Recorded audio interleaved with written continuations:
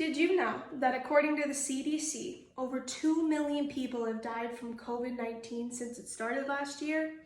My purpose today is to inform you about some of the arguments associated with making COVID-19 vaccinations mandatory nationwide. I care about this topic because someone close to me has died from COVID. Thus, I thoroughly researched about the issue to provide you with the latest and most accurate information. Some of you might have mixed opinions about the vaccine, but after today, you will have a little more information to help you decide whether to support or oppose mandatory COVID-19 vaccinations. With our subjects in place, let's begin with reasons why people support mandatory COVID vaccinations. There are two primary reasons why some people support mandatory COVID-19 vaccinations nationwide. The first reason comes from the belief that after vaccination, people will reduce the risk significantly of spreading COVID-19 to those around them.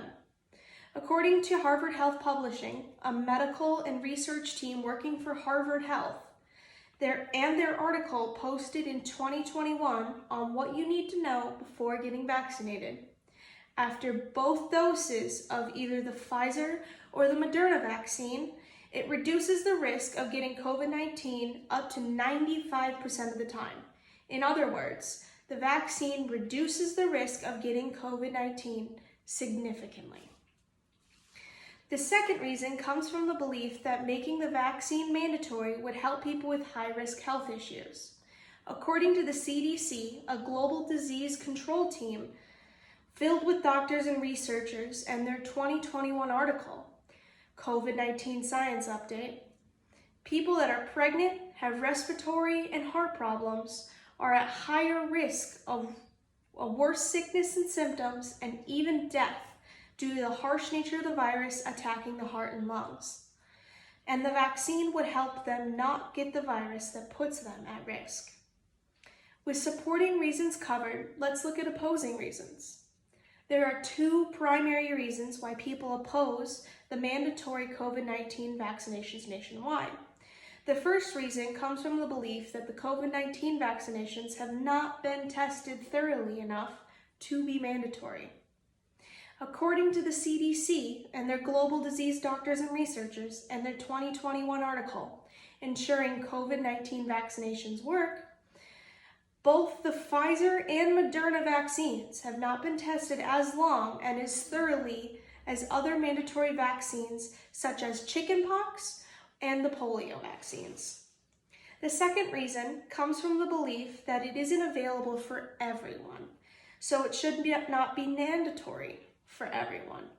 According to the doctors and researchers specializing in diseases and viruses at Yale Health and their 2021 article, who should and shouldn't get the COVID-19 vaccine, people who are allergic to the vaccine's contents, and those under the age of 18 and even 16 should not get the vaccine.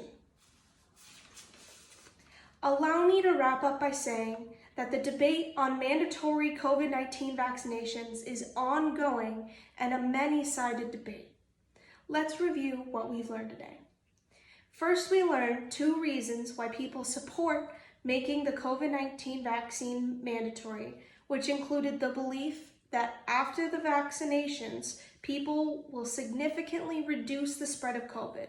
We also learned about the belief that making the vaccine mandatory will help those with high-risk health issues.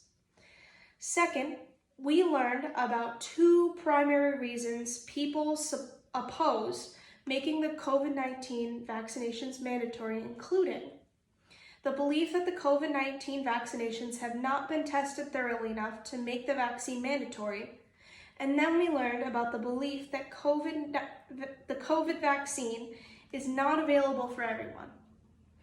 Whether you support making the vaccine mandatory or not, we cannot deny the risks of COVID-19 to ourselves and our loved ones.